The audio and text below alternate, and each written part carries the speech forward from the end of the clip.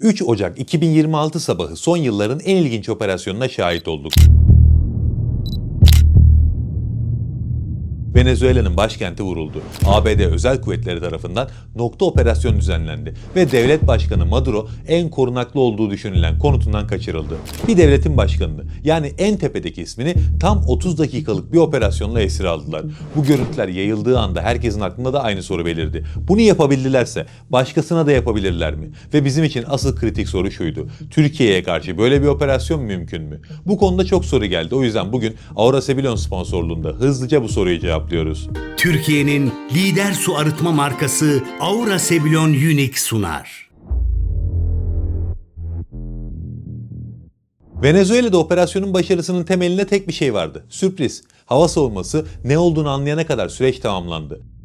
Türkiye açısından bu senaryonun en zayıf olduğu yer de tam olarak burası. Çünkü Türkiye'nin savunma mimarisi tehdidi son anda karşılamaya değil, çok erken aşamada teşhis etmeye odaklanmış durumda. Türkiye'nin hava sahası gözetimi klasik anlamda tek bir radar ya da tek bir merkez üzerinden yürümüyor. Alp 300G radarı başta olmak üzere Alp serisi radarlar, uzun menzilli ve AESA radarlar. Yani bunlar tek bir frekansta bağırarak hedef aramıyorlar. Aynı anda birden fazla frekansta binlerce küçük verici alıcı modülü üzerinden tarama yapıyorlar. Karşı taraf hangi frekansı karıştırmaya çalışırsa çalışsın, radar zaten başka bir frekansa geçmiş oluyor. Yani Venezuela'nın radarlarının yaşadığı karıştırma Türkiye'nin radarlarında kolay kolay yaşanmaz.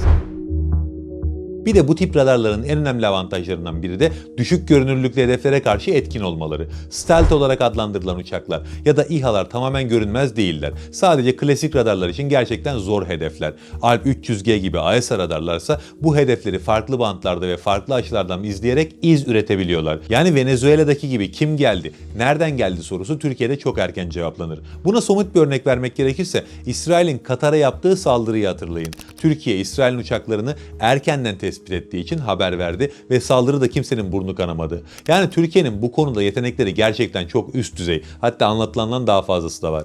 Erken tespitin bir diğer ayağı da entegrasyon. Türkiye'de radar verisi tek bir ekranda kilitli kalmaz. Hava kuvvetleri, kara kuvvetleri ve hava savunma unsurları arasında paylaşılır. Bir sensör baskı altına girse bile diğer sensörler tabloyu tamamlamaya devam ederler.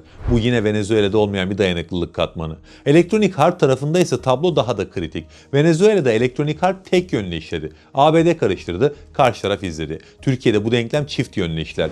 Coral elektronik harp sistemi sadece savunma amaçlı bir karıştırıcı değil, düşman radarlarını tespit eden, sınıflandıran ve o radarın çalışma karakteristiğine göre karşılık veren aktif bir sistem. Yani radarınızı açtığınız anda siz de görünür hale gelirsiniz. Ayrıca yeni nesil elektronik harp kabiliyetleri sadece radarları değil, haberleşme sistemlerini ve uydu bağlantılarını da hedef alıyor. GPS karıştırma, veri linklerinin kesilmesi ve taktik telsizlerin devre dışı bırakılması bu tür sistemlerin temel fonksiyonları arasında ve bizim elektronik harp sistemlerimizin tamamında da bu özellikler var. Ve bu da şu anlama gelir: Türkiye'ye karşı yapılan özel kuvvet türü bir operasyon sadece fiziksel olarak değil, bilgi ve koordinasyon açısından da baskı altına girer. Tabii böyle bir ortamda operasyon planlaması ciddi şekilde zorlaşır. Çünkü karşı taraf ne kadar süre gizli kalabileceğini, hangi noktada fark edileceğini ve hangi sistemlerin devreye gireceğini net olarak öngöremez. Askeri planlamada bu belirsizlik saldıranı değil, savunanı güçlendirir.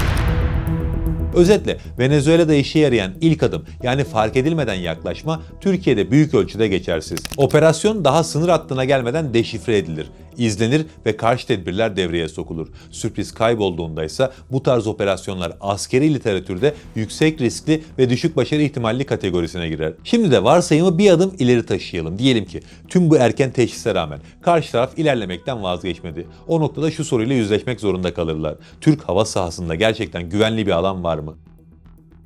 Venezuela operasyonunda ABD'nin en büyük avantajlarından biri hava sahasının dışında kalabilmesiydi. Komuta kontrol uçakları, tankerler ve elektronik harp platformları tehdit menzilinin dışında güvenli alanlarda görev yaptı. Operasyon başladı ama operasyonu yöneten unsurlar risk almadı. Türkiye söz konusu olduğunda bu denklem kökten değişir. Türkiye'nin hava savunması sadece sınır hattını değil, sınırın çok ötesindeki alanları da kapsayacak şekilde kurgulanmış durumda. Bu noktada uzun menzilli hava savunma sistemlerimiz devreye giriyor. Siper sistemi özellikle Blok 1 ve Blok 2 konfigürasyonlarıyla uzun menzilde ciddi bir tehdit oluşturur. Buna S-400'ü falan da eklemiyorum. Kendi savunma sanayimiz üzerinden gidelim. Bir de burada kritik olan menzil kadar Radarlar hedef tipi. Bir askeri operasyonu ayakta tutan şey sahaya giren timler değil, onları yöneten ve destekleyen unsurlar. Havada yakıt ikmali yapan tanker uçaklar, erken ihbar ve kontrol uçakları, elektronik harp platformları. Bunlar vurulduğunda ya da geri çekilmek zorunda kaldığında sahadaki unsurlar yalnız kalır. Siper'in sağladığı alan hakimiyeti bu destek unsurlarının Türkiye'ye güvenli bir mesafeden yaklaşmasını bir hayli zorlaştırır. Biz sınırdan biraz uzakta durur, buradan yönetiriz diyemezler. Çünkü savunma sadece nokta koruması yapmaz. Geniş bir alanı baskı altında tutar. Bir diğer önemli nokta da savunmanın katmanlı yapısı. Uzun menzilde siper, orta menzilde hisar sistemleri, daha aşağıda ise alçak irtifa unsurları devrede. Yani tek bir hattı aşmak yetmez. Her aşamada yeni bir tehdit katmanı ortaya çıkar. Bu yapı operasyon planlamasını ciddi biçimde zorlaştırır. Çünkü hangi noktada, hangi irtifada, hangi tehditle karşılaşılacağı net değildir. Venezuela'da savunma hattı delindiğinde gerisi hızla gelmişti. Türkiye'de ise her geçilen katman bir sonrakini daha riskli hale getiriyor. Sonuç olarak Türk hava sahasında rahat hareket edebilecek bir boşluk oluşmaz. Ama diyelim ki tüm bunlara rağmen karşı taraf son bir seçeneğe yöneldi. Yüksekten değil, çok alçaktan. Radarların arasından süzülerek, araziyi kullanarak ilerlemeyi denediler. İşte o noktada devreye giren başka bir başlık var. Venezuela'da operasyonun sahaya inen kısmı büyük ölçüde alçak irtifada yürütüldü. Helikopterler radar ufkunun altında kalacak şekilde ilerledi. Şehir dokusunu ve araziyi maske olarak kullandılar. Bu klasik ve hala geçerli bir sızma yöntemi. Ama bu yöntem savunmanın sadece yüksek irtifaya odaklandığı ülkelerde işe yarar. Türkiye'de ise durum farklı. Türkiye'nin hava savunma mimarisi özellikle alçak ve çok alçak irtifa tehditlerini merkeze alıyor. Bu hatta ilk olarak Hisar-O devreye girer. Hisar-O sadece yerden yönlendirilen bir füze değil, aktif radar arayıcı başlığa sahip olduğu için fırlatıldıktan sonra hedefini kendi sensörleriyle takip edebilir. Yani yerdeki radar baskı altına girse bile füze hedefi bırakmaz. Bu özellik elektronik harp altında çalışan hava unsurları için ciddi bir dezavantaj. Daha da aşağı indiğinizde önlem çok daha sert olur. Çünkü orada Korkut sistemi var. Korkut 35 mm parçacıklı mühimmat kullanır ve bu mühimmat hedefin üzerine fiziksel bir parça bulutu oluşturur. Bu nokta atışı beklemez. Hedefin rotası üzerine yayılır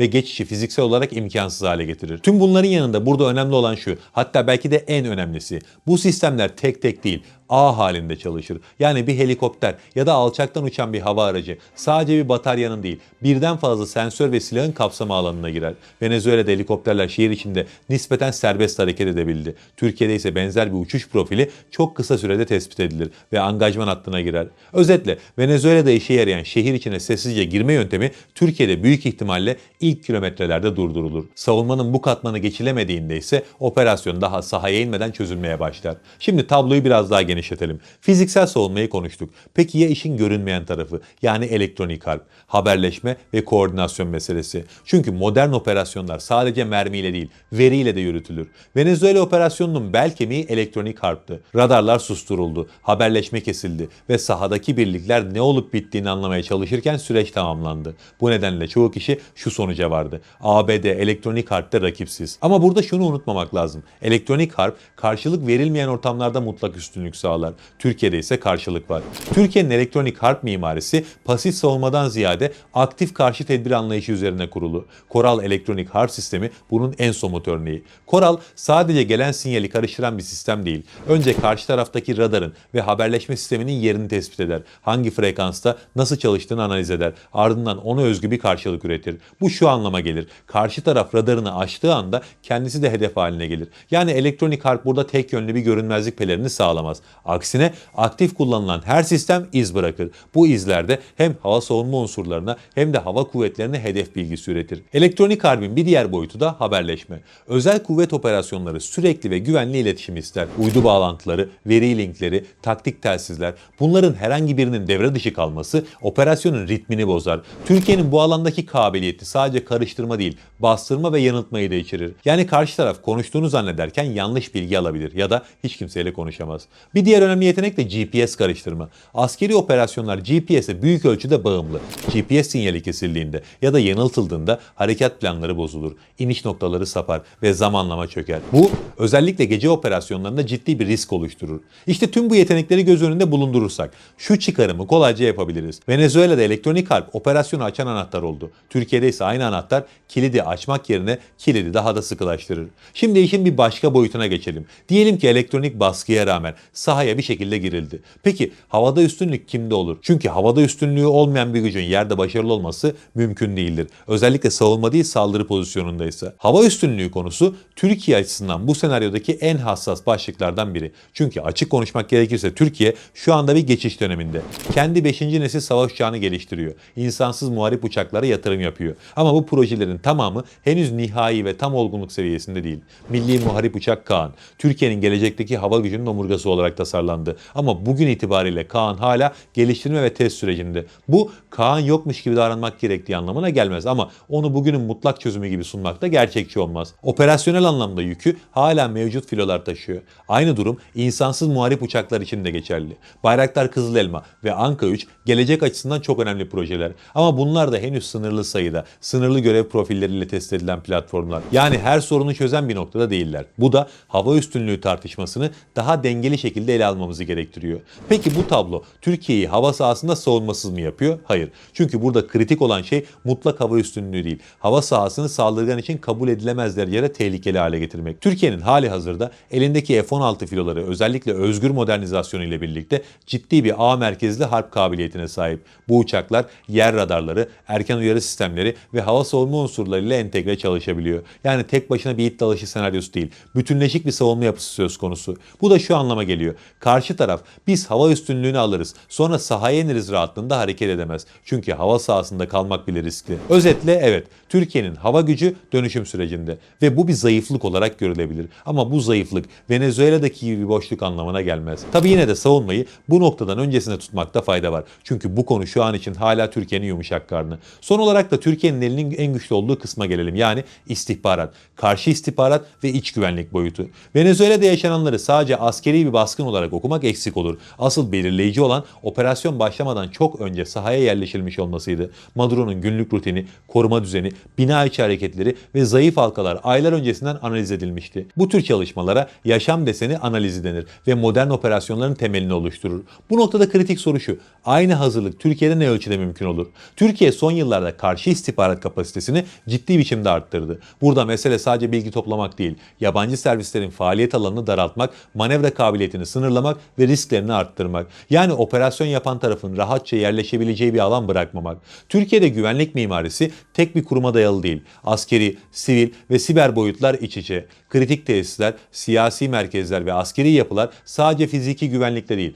dijital izleme, iletişim denetimi ve karşı istihbarat önlemleriyle korunur. Bu da uzun süreli, derinlikli bir sızmayı zorlaştırır. Bir diğer önemli başlık da siber alan. Venezuela'da kritik altyapıların devre dışı kalması operasyonun hızını arttırdı. Türkiye'de ise enerji, haberleşme ve kamu altyapılarının büyük bölümü dışa bağımlı olmayan ya da izole edilmiş sistemlerle çalışır. Bu sistemler tamamen dokunulmaz değil elbette ama tek hamlede çökertilebilecek kadar kırılgan da değiller. Kısacası istihbarat açısından bakıldığında şu tablo ortaya çıkar. Böyle bir operasyon Türkiye'de sessizce hazırlanabilecek bir operasyon olmaktan çıkıyor. Her adımı daha fazla risk üretir. Her temas daha fazla iz bırakır. Bu da operasyonu yönetenler için en istemedikleri şeydir. Yani kısaca özetlemek gerekirse bu iş Türkiye'de o kadar basit değil. Düşünün ki daha insan faktörüne değinmedik bile. Delta Force gelmeye kalkarsa onları Türkiye'de bordo bereliler, SAT, SAS gibi üst düzey birlikler karşılar ve bugüne kadar her yarışmada Türk Özel Kuvvetleri Delta Force'u geride bıraktı. Dünyanın en nitelikli özel kuvvetleri Türk ordusu bünyesinde görev yapıyor.